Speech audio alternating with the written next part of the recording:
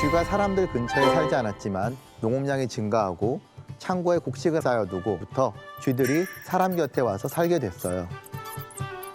사람의 생활 근거지에 더불어 사는 쥐는 생쥐, 시궁쥐, 곰쥐 등인데 이 중 곰쥐가 바로 벼룩과 함께 흑사병의 매개체입니다. 흑사병의 원인균은 여시니아 페스티스라는 막대 모양의 박테리아인데 이 균은 원래 야생 설치류의 사이에서만 전염이 되었습니다.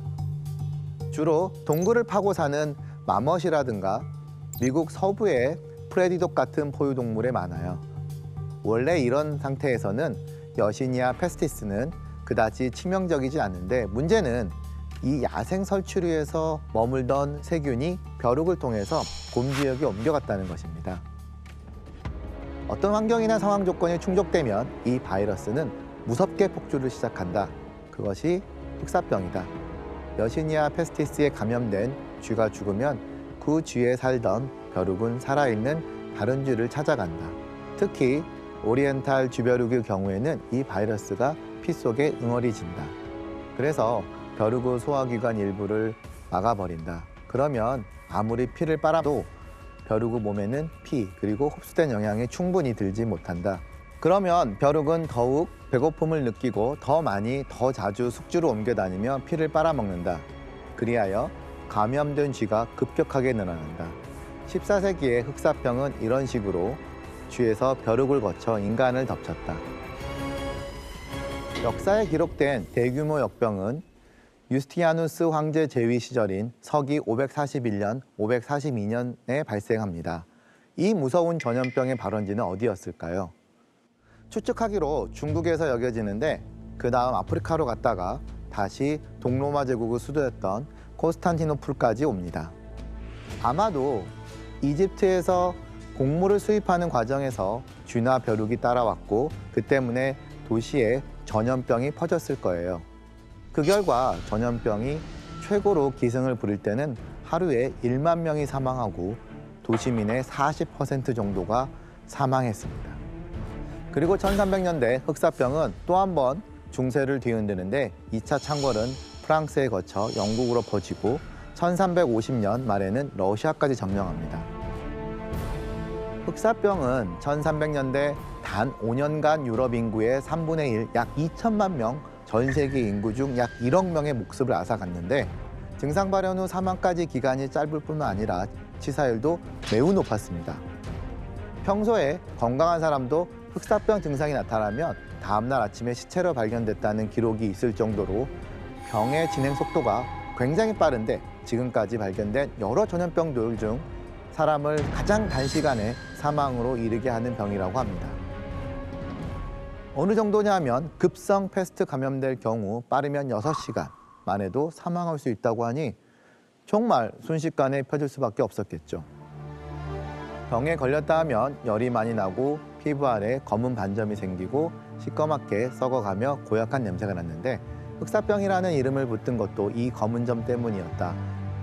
병에 걸린 자는 예외 없이 죽기 때문에 그 반점을 죽음의 예고, 즉 하느님의 표식이라고 불렀다. 보통 한 사람만 병에 걸려도 수일 내에 가족 전체가 죽게 된다.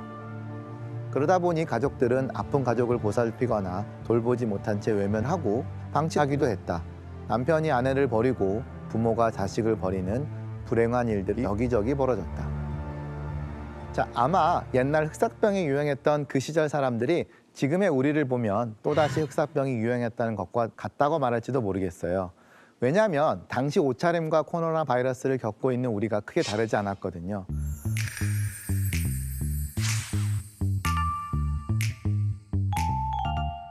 흑사병이 어디에서 오는지 몰랐던 옛날 의사들은 환자들을 방문할 때 손에는 장갑을 끼고 몸에는 머리부터 발끝까지 다 가리는 긴 옷을 입었었습니다. 챙이 큰 모자를 쓰고 새부리처럼 생긴 마스크로 얼굴을 다 가렸습니다. 뾰족한 마스크 안쪽에는 향신료와 약초가 가득 담겨 있어서 코를 통해 들어오는 균을 막을 수 있다고 믿었거든요. 지금과 비슷한 점이 또 있습니다. 우리는 코로나 바이러스에 걸릴 경우 검역을 하고 자가격리를 하잖아요. 이 검역과 자가격리가 시작된 것도 바로 흑사병 때문입니다.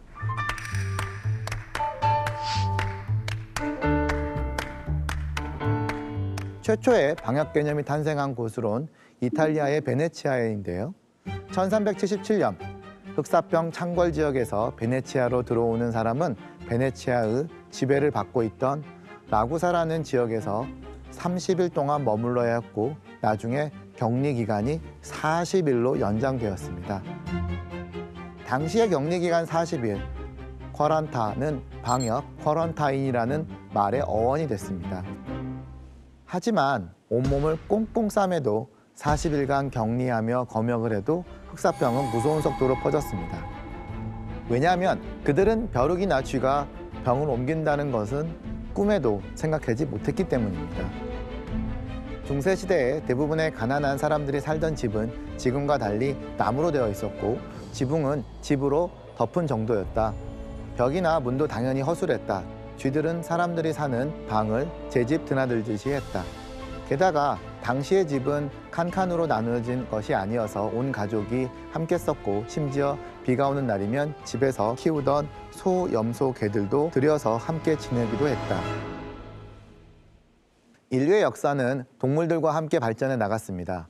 개나 고양이, 소와 말 같은 포유류가 가축화됨으로써 그들은 인간 사회에 결정적인 역할을 했습니다. 하지만 그들이 우리에게 준 것이 또 하나 있습니다. 바로 노출된 적이 없는 민족들을 죽일 수 있는 병영군을 전해준 것입니다. 홍역, 결핵, 천연두, 백일해 등 치명적인 전염병들은 모두 소와 돼지 등은 가축에서 서식했던 병영군의 돌연변이종에 의해 생겨났다고 합니다. 후천성 면역결핍증, 즉 AIDS 또한 아프리카의 야생 원숭이가 가진 바이러스의 변종이에요. 비위생적인 환경에서 집마다 원숭이를 식용으로 키우고 먹는 마을에 다녀오거나 20세기 아프리카 전통사회에 전례 없던 대규모의 인구 이동과 급속한 도시화, 영장류 사냥, 아프리카의 식민지화 과정에서 퍼져나간 것이라고 볼 수 있습니다.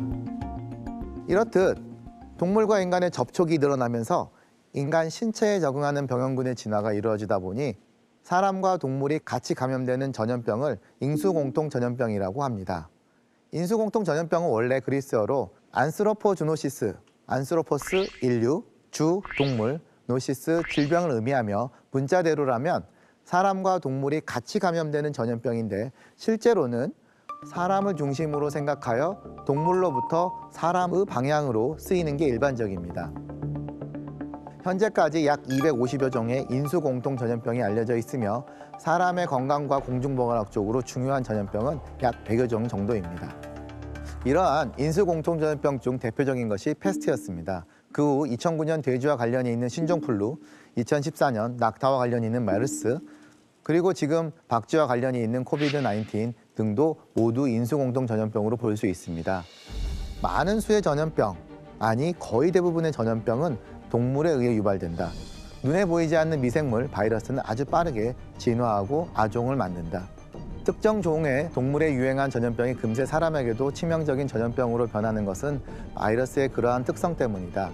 이종 감염은 사람과 그 밖의 다른 종들이 한데 어우러져서 있는 공간일수록 바이러스의 전이가 잘 일어난다. 현대에 오면 소와 양을 치고 우유를 짜는 목축도 하나의 산업이 되고 대량 생산, 방식의 체계를 갖추다 보니 이렇게 사육되는 동물들의 생활 환경은 대부분 인간이 생산성을 더 높일 수 있는 방식으로 이루어지게 됩니다. 그러다 보니 여러 부작용도 나타나는데요. 현대의 사육 공장이 빚어낸 결과물 가운데 가장 끔찍한 결과 중에 하나는 바로 광우병이라고 알려져 있습니다. 광우병은 전문 용어로 소해면상 뇌병증이라고 하는데 소, 뇌가 해면, 즉 스펀지처럼 구멍이 뻥뻥 뚫리면서 변해가는 퇴행성 질병입니다. 이 광우병에 걸린 소는 일어서질 못합니다. 그런데 이렇게 뇌에 구멍이 생기는 질환은 소에서만 발견되는 것은 아닙니다. 소에 앞서 양들에게 먼저 발견됐어요. 광우병의 원인을 추적하면 18세기 유럽 등지에 퍼진 스크래피까지 거슬러 올라간다. 스크래피는 양들에게 유행한 전염병이다. 온수다는 양이 갑자기 공격적으로 되는 것이 첫 번째 증상이며 심한 가려움증을 느껴서 벽이고 말뚝이고 아무데나 털을 비비고 긁어내는 통에 털이 빠지고 피가 나는 것이 두 번째 특징이었다. 현대에 와서 붙어진 스크래피라는 이름도 긁는다는 뜻의 영어 단어 스크레이프에서 나왔는데 19세기에 와서야 과학은 이 병이 뇌의 손상에 의한 뇌질환임을 밝혀냈다. 죽은 양의 뇌를 보니 커다란 구멍이 뚫려 있었다. 스크래피라는 병은 실제로 18세기 초 북유럽과 오스트리아, 헝가리, 영국 등에 유행하며 양털 산업에 큰 타격을 입혔습니다. 그리고 비슷한 질병이 캐나다 등지 대규모 밍크 농가에서도 발견되었어요. 밍크들의 뇌세포에 구멍이 있었던 거죠. 그런데 이들 밍크 농장에는 공통점이 하나 있었습니다. 밍크의 먹이, 사료가 비밀의 열쇠였는데요.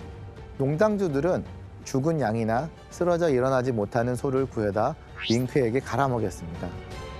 죽은 양 가운데도 분명 스크래피에 걸린 양도 있었을 테고 광우병으로 죽은 소도 있었을 거예요. 이 밍크를 조사한 결과 원래 동물들이 먹던 먹이가 아닌 부적합한 동물성 사료를 먹였을 때 이런 증상이 나타난다는 것을 알게 되었습니다. 그런데 대체 왜 이런 먹이를 먹인 것일까요? 80년대에 영국의 축산업자들은 젖소가 우유를 더 많이 생산하게 하려고 단백질을 주었다. 처음에는 대두, 콩으로 만든 사료를 먹였지만 당시에는 영국이 대두를 수입에 의존했다. 대두 가격이 올라가자 사료값이 올라가고 업자들은 더 싼 사료를 찾았다. 그래서 대두를 대신한 것이 육골분 사료였다. 출처를 알 수 없는 각종 동물의 시체를 가져다가 만든 값싼 사료를 젖소들에게 먹이기 시작했다. 그로부터 5년 정도가 지난 뒤 영국 전역에서 소들이 난폭해지고 제대로 서 있지 못하는 증상을 보이기 시작한다. 광우병이 5년의 잠복기를 거쳐 나타난 것이다. 소는 대표적인 초식동물이죠. 하지만 사람들은 단백질을 먹이면 우유 생산량이 증가할 것이라 생각하고 동물의 시체를 갈아 만든 육골분 사료를 소에게 먹였던 것입니다. 사람으로 따지면 인육을 먹인 셈이죠. 그런데 실제로 사람에게도 비슷한 질병이 있습니다. 바로 쿠르병인데요. 웃는 죽음이란 뜻의 쿠르는 다리가 약해지고 말을 잘 못하며 갑자기 웃음을 터뜨리는 증상을 보이다가 죽는 괴상한 병이에요. 이 병을 조사하던 가이드색 박사는 쿠르가 뉴기니의 포레족의 식인풍습이 원인임을 밝혀냈는데요. 당시 포레족은 사람이 죽었을 때 사랑하는 사람의 시체를 먹으면 그들의 영혼이 함께한다는 믿음을 가지고 있었다고 합니다. 그래서 친지인 시신을 나누어 먹는 엽기적인 장례 의식을 지니고 있었는데 고지대의 엄마들은 죽은 쿠르병 환자를 요리하기 위해 막 잘라낸 머리꼴을 아이들이 만지작거리다가 그 손가락을 빨았을 때 전염되었던 것이었습니다. 영화 악마를 보았다를 보면 악당인 최민식의 친구로 나오는 사람이 인육을 먹는 범죄자였는데 쿠르병으로 의심되는 장면이 나와요. 이 사람이 시도 때도 없이 계속 희죽희죽 웃는 캐릭터거든요. 아마도 포레조그 식인풍습에서 착안한 이런 캐릭터를 만든 게 아닌가 추측됩니다. 사실 쿠르병은 웃음이 계속 난다기보다 신경세포가 파괴되어 근육이 마비되고 온몸에 경련이 일어나서 얼굴 근육이 마음대로 움직일 수 없는 마치 웃음을 짓는 듯한 모습을 보이다가 숨지는 것인데요. 이 쿠르병의 원인은 뇌를 공격하여 구멍을 뚫는 변성 프리온입니다.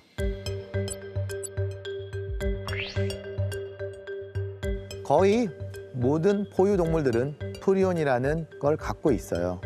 그런데 어느 순간 질병을 일으키는 프리온으로 바뀌는 것이죠.